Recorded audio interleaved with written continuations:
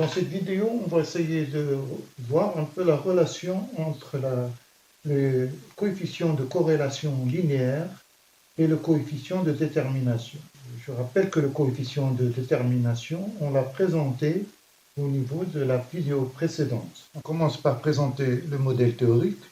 YI est égal à alpha plus bêta xi plus epsilon i au niveau d'un échantillon de taille n.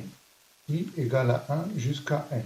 Je rappelle la formule du coefficient de détermination. On est parti de l'égalité de la variabilité totale, sigma pour i variant de 1 jusqu'à n de yi moins y bar au carré, c'est la variabilité totale, est égal à la variabilité expliquée par le modèle, c'est-à-dire yi chapeau moins y bar le tout au carré, pour i variant de 1 jusqu'à n, plus la variabilité résiduelle ou non expliquée, c'est-à-dire yi moins y chapeau i au carré.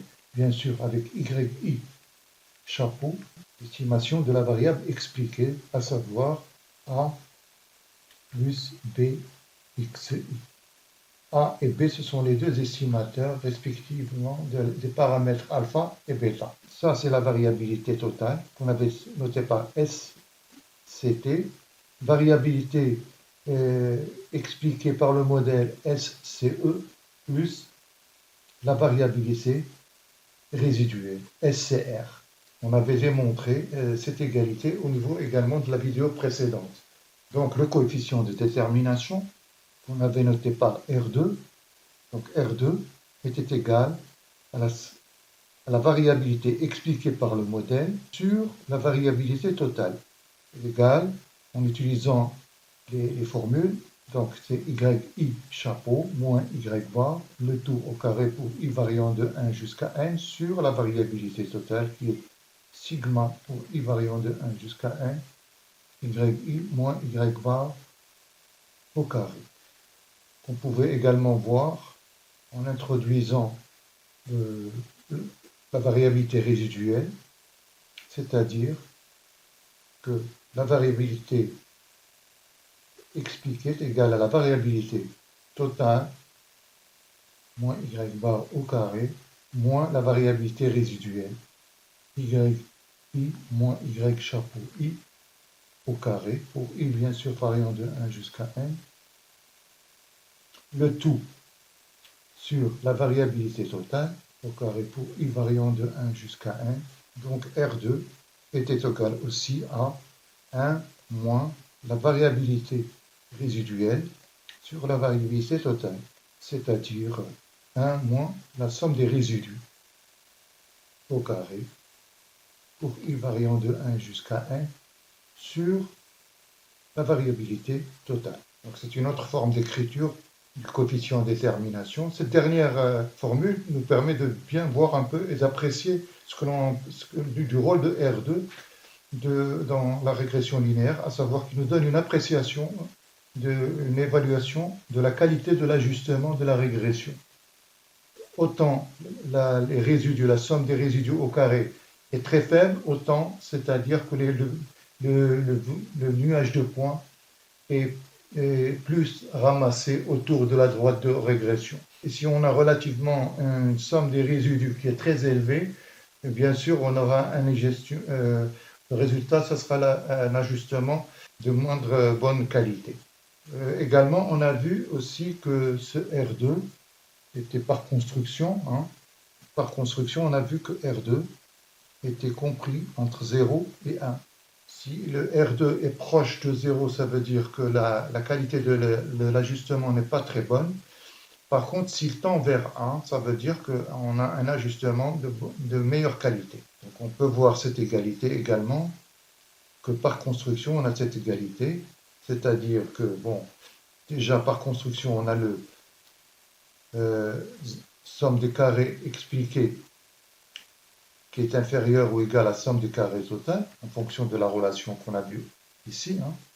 Et donc, en divisant par la somme des carrés totaux, on a somme des carrés expliquée sur somme des carrés totaux. On peut faire cette inégalité parce que bon, la somme des carrés totaux est positive, est égale à 1, ce qui implique que, bien sûr, qu'on a le coefficient de détermination est toujours compris entre 0 et 1.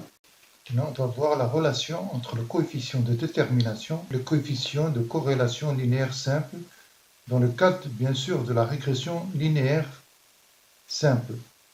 On sait que le coefficient de corrélation x, y entre deux variables quelconques est égal à la covariance entre x et y sur la racine de la variance de x produit des deux racines, enfin, produit de deux écarts types concernant les deux variables. Et noté également comme ça, cos de xy, écart type de la variable x, écart type de la variable y, c'est-à-dire le produit des deux écarts types comme dénominateur. On pouvait également écrire en simplifiant i variant de 1 jusqu'à n de xi moins x bar, yi moins y bar. Ça, c'est la formule générale d'un coefficient de corrélation. Maintenant, on doit remarquer que si on prend la racine du coefficient de détermination, on va tomber sur le coefficient de corrélation linéaire. Ou autrement, si on prend le carré, note, on remarque que le carré du coefficient de régression linéaire est égal au coefficient de détermination. On va démontrer cette égalité. Donc, preuve, j'ai déjà préparé un peu ce qui va suivre. On va aller un peu plus vite dans cette vidéo. Donc, on va démontrer comme quoi le carré du coefficient de corrélation linéaire simple est égal au coefficient de détermination, bien sûr, dans le cadre de la régression linéaire simple. Toutefois, je voudrais faire une petite remarque. Vous notez que je note les variables x et y en majuscules pour montrer que nous sommes dans un cadre général où on veut essayer de montrer que le coefficient de corrélation est égal au coefficient de détermination. Le carré du coefficient de corrélation est égal au coefficient de détermination, bien sûr, mais cela peut être vérifié également au niveau des notations et des hypothèses de la régression linéaire simple. Donc, on va essayer de démontrer cette égalité. Donc, je pars de l'égalité suivante, comme quoi je mets au carré le coefficient de corrélation linéaire simple, je le mets au carré, je prends la formule qu'on a vue ici, on a vu à ce niveau,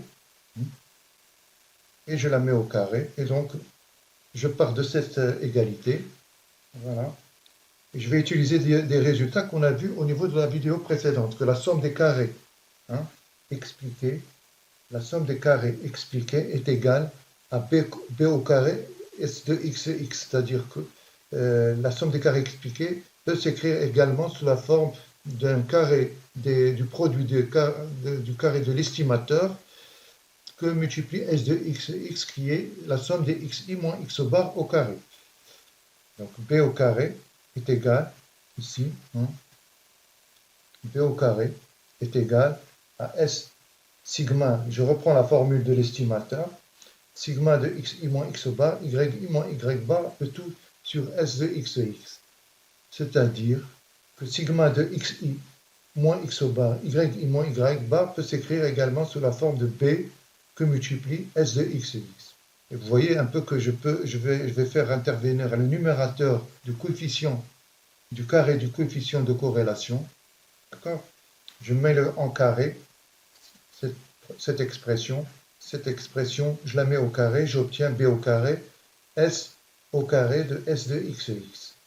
Et là, j'obtiens le numérateur du carré du coefficient de corrélation. D'accord? Voilà. B au carré ici, je la remplace à ce niveau. Et je remarque également que ici, j'ai s de x et x.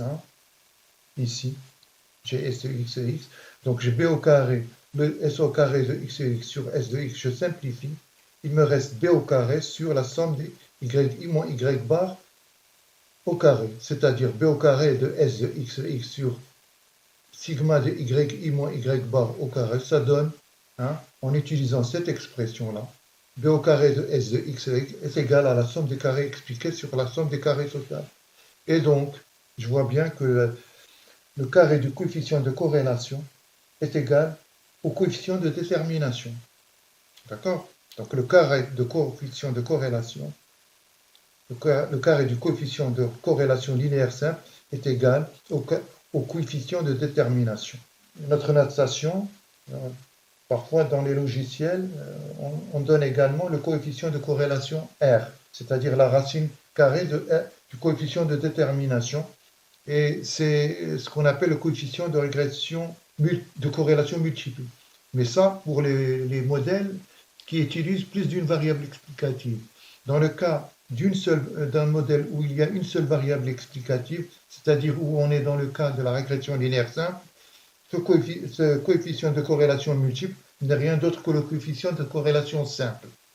Donc voilà, coefficient de corrélation linéaire simple est égal à R, c'est-à-dire à la racine carrée du coefficient de détermination, mais dans le cas, bien sûr, je le précise ici, dans le cadre de la régression linéaire simple. On va essayer de démontrer un deuxième résultat pour le coefficient de corrélation linéaire simple, c'est-à-dire qu'il est compris entre moins 1 et 1. On va essayer de démontrer ça. Là aussi, j'ai également préparé la démonstration. Donc, on va essayer de démontrer cette inégalité, comme quoi le coefficient de corrélation linéaire simple entre deux variables aléatoires x et y est compris entre moins 1 et 1. Donc, pour cela, je pose d'abord un échantillon. On a pris n individus, par exemple, où on a pris la taille et le poids. Et on essaie de voir s'il y a une relation entre les deux variables x et y, c'est-à-dire, donc je pose déjà des notations, que la variance dx, je la note par sigma dx, ici, et la racine de la variance, c'est-à-dire l'écart type, est égal à sigma de y, ou bien on peut noter également que variance de x est égale à sigma au carré de x, et variance de y est égale à sigma au carré de y. Donc, pour la démonstration, on va poser la relation suivante. On va poser cette relation 1 sur 1 sigma d'un produit, d'une somme de xi moins x bar sur l'écart type de x, plus ou moins yi moins y bar sur l'écart type de y. J'ai mis ici plus ou moins pour aller plus vite. Je pouvais faire l'inégalité en mettant moins et une autre inégalité pour mettre plus, mais pour aller plus vite, c'est la même chose. Et je vais bien sûr utiliser l'identité remarquable a plus b, cette forme d'inégalité a plus b, le tout au carré, bien sûr, est égal à a au carré moins plus ou moins 2ab plus b au carré. Bien sûr, d'abord, je note que cette expression, elle est positive. Toute cette expression, elle est positive. C'est ce que je fais ici. Puis après, je vais essayer de développer. Je développe cette expression et en ressortant et en répartissant les symboles de la sommation. Donc, on a sigma dxi moins x bar sur la variance, parce que c'est le carré, variance au carré de x, 1 sur n, plus 1 sur n sigma dy moins y bar au carré sur la variance de y, sigma au carré de y, plus ou moins 2 sur n sigma dxi moins x bar, yi moins y bar sur le produit des deux écarts types. Le tout, bien sûr, toujours est positif. Donc ça, je ne fais qu'utiliser l'identité remarquable, comme quoi A est égal à xi moins x bar sur écart type, et B est égal à yi moins y bar sur l'écart type. Donc, je vois ici que ces deux premiers termes, c'est égal, ici c'est l'écart type, c'est la variance, ici, c'est la variance de x, sigma au carré de x, sur sigma au carré de y. Également, ici, c'est la variance de y sur la variance au carré de y. Ça donne 1 plus 1, plus 2 fois. Et ça, en divisant par n, je vois que c'est égal à 2 fois, plus ou moins, 2 fois le coefficient le coefficient de corrélation, c'est-à-dire covariance XY, ça c'est la covariance, hein. Ça c'est la covariance sur le produit des deux écarts types. Et ce n'est que la définition du coefficient de corrélation linéaire simple. D'accord? Donc, je poursuis. Donc, qu'est-ce qu'on a? Ça c'est 1, ça c'est 1, ça c'est 1, donc ça donne 2, plus ou moins, 2 fois. Ça c'est la définition du coefficient de corrélation, donc plus ou moins 2 fois le coefficient de corrélation linéaire, et qui est toujours positif, bien sûr. Je poursuis. Donc, en simplifiant par 2, on a toujours l'inégalité 1 plus ou moins le coefficient de corrélation qui est positif. D'accord? Et donc, j'ai deux inégalités, soit 1 moins le coefficient de corrélation est supérieur à 0, soit 1 plus le coefficient de corrélation est positif également. Ce qui donne pour la première, comme quoi cette inégalité donne que le coefficient est compris entre 1 et inférieur ou égal à 1, et cette deuxième inégalité donne que le coefficient de corrélation est supérieur à moins 1. Et donc, on a fini, on a vu que le coefficient de corrélation est bien compris entre moins 1 et 1.